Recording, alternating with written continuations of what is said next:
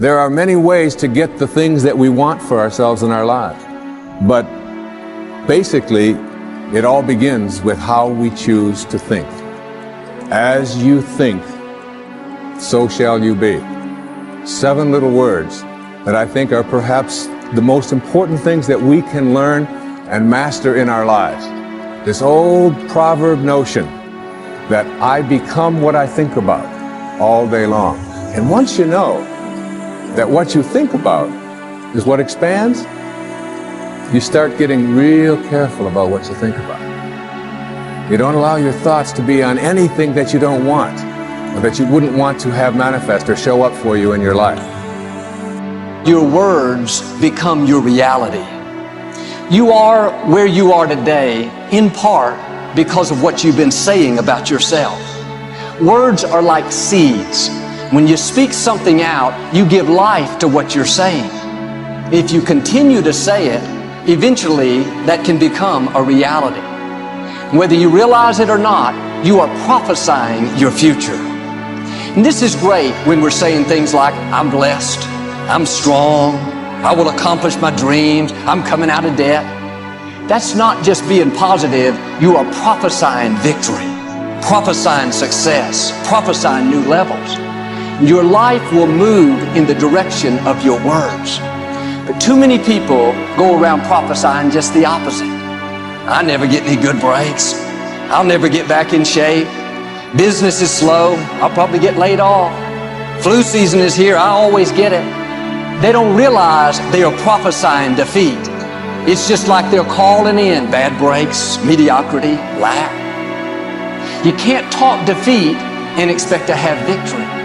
You can't talk lack, not enough, can't afford it, never get ahead, and expect to have abundance.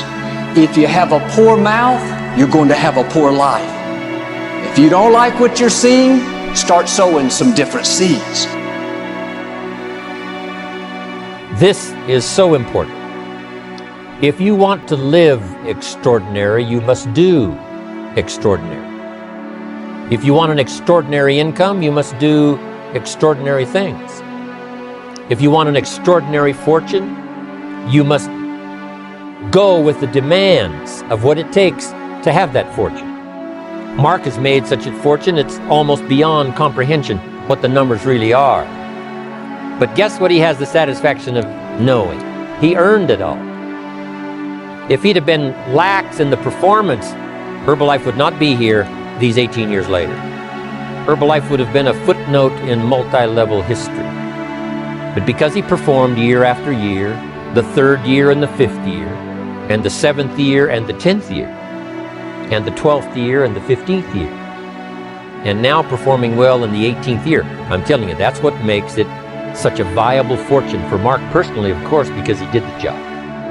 If we would ask of ourselves that kind of performance, and you've got to ask it of yourself. You know, I can't ask it of you. I would try to inspire you. I would try my best to share with you what it might taste like, what it's like to finally make your fortune. It happened for me. But here's what you must do. You must demand it of yourself. Society does not demand that you not have a heart attack. But if you want to escape having a heart attack, you must demand it of yourself. Society doesn't demand that you take Herbalife and improve your health. You have to demand it of yourself. Society doesn't demand that you jog around the block every morning. But if you want good health, you must demand it of yourself.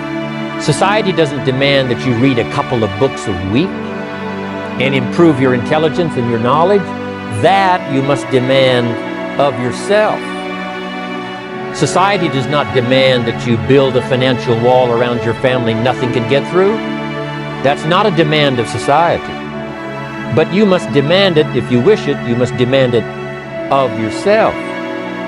Society doesn't demand that you learn a list of 10 skills in order to ensure your own future and the future of your family. Society doesn't demand it, doesn't require it. It is not a law.